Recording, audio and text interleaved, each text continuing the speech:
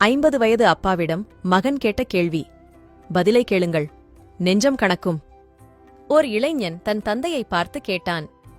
Cellphone, TV, computer, internet, AC, washing machine, gas connection, mixie, grinder இவையெல்லாம் இல்லாமல் உங்களால் எப்படி வாழ முடிந்தது? தந்தை பதில் கூறினார். மரியாதை, மானம், மதிப்பு, வெட்கம், உண்மை, நற்குணம், நன்னடத்தை, நேர்மை, தெய்வபக்தி, தர்மம், ஒழுக்கம் இவை அனைத்தும் இல்லாமல் இப்போது நீங்கள் எப்படி வாழப் பழகிவிட்டீர்களோ அப்படிதான்.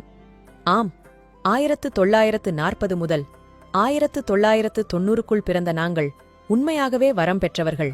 நாங்கள் சைக்கிள் ஓட்டினோம், ஹெல்மெட் அணியவில்லை. பள்ளி முடிந்ததும் தோழர்களுடன் பொழுது சாயும் வரை விளையாடினோம். டிவியின் முன் உட்கார்ந்ததில்லை, உயிருள்ள தோழர்களுடன் விளையாடினோம்.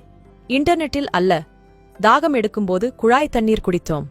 மினரல் வாட்டர் அல்ல, ஒரே டம்ளர் ஜூஸை மாற்றி மாற்றி 4 நண்பர்களும் குடிப்போம். எந்த தொற்று நோயும் வந்ததில்லை. தினமும் அரிசி சாதம் தின்போம். ஆனாலும் எடை கூடியதில்லை.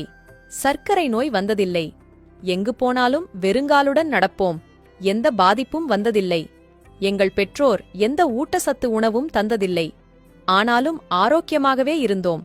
எங்கள் பெற்றோர்கள் பணக்காரர்கள் அல்ல. ஆனாலும் அன்புக்கும் பாசத்துக்கும் பஞ்சமில்லை. பெற்றோர்களோடு படுத்து உறங்கினோம். ஹாஸ்டல் அறைகளில் அல்ல. உறவினர்கள் மற்றும் நண்பர்கள் வீட்டிற்கு முன்னறிவிப்பின்றி போவோம்.